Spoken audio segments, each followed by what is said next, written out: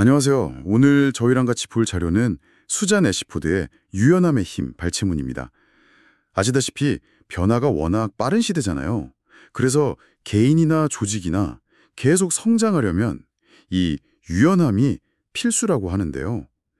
그래서 오늘은 이 유연함이라는 게 구체적으로 뭘 말하는 건지, 또 어떻게 성과랑 성장을 이걸 동시에 가능하게 하는지, 특히 위기 상황이나 변화의 시기 있잖아요.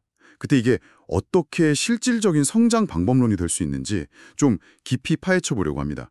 준비되셨죠? 네, 반갑습니다. 이 자료는 유연함을 단순히 그냥 변화에 잘 적응하는 거, 그런 수동적인 걸 넘어서요. 경험에서 배우고 또 피드백을 통해서 계속 스스로를 개선해 나가는 그런 적극적인 태도이자 기술로 보고 있습니다. 여기서 핵심 키워드가 바로 학습 마인드셋이죠. 아, 학습 마인드셋이요? 그게 중요하군요.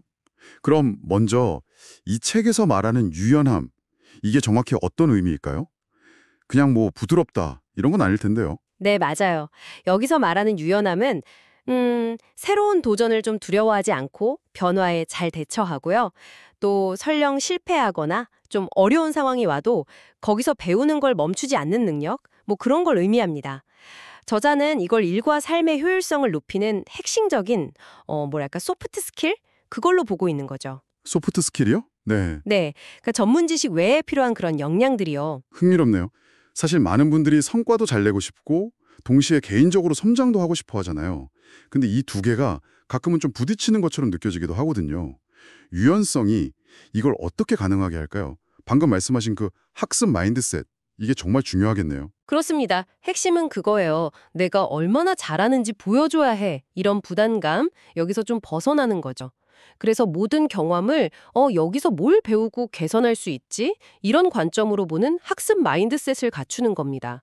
이렇게 되면 실수나 예상치 못한 결과 같은 것도 다 성장을 위한 소중한 자산이 되는 거죠. 듣기에는 참 좋은데 실제로는 좀 다르잖아요. 당장 성과 내라는 압박이 있으니까. 조직에서 실수해도 괜찮아 배우면 되지 이런 분위기 만들기가 사실 쉽지는 않죠. 이 책에서는 혹시 이런 현실적인 부분에 대해서는 뭐라고 하나요? 아, 네. 아주 중요한 부분을 짚어주셨어요. 책에서도 당연히 이걸 다루는데요. 그냥 막연히 실수해도 돼, 이게 아니고요. 목표를 세울 때부터 단기 성과, 그리고 장기적인 성장, 예를 들면 역량 강화 같은 거요. 이걸 같이 고려하라는 거죠.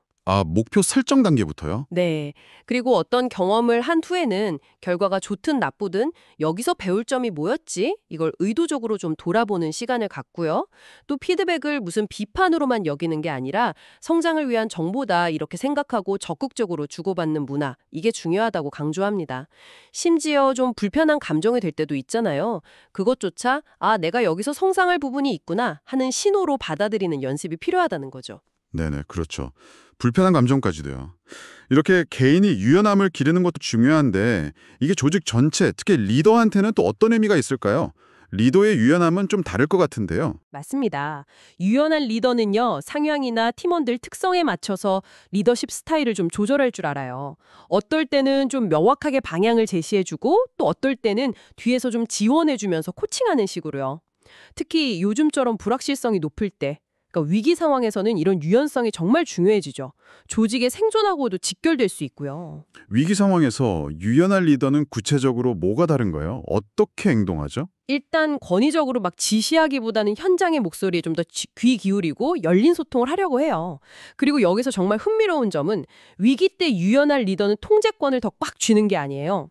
오히려 명확한 핵심 원칙만 딱 제시하고 실무자한테 권한을 적극적으로 넘겨줘요.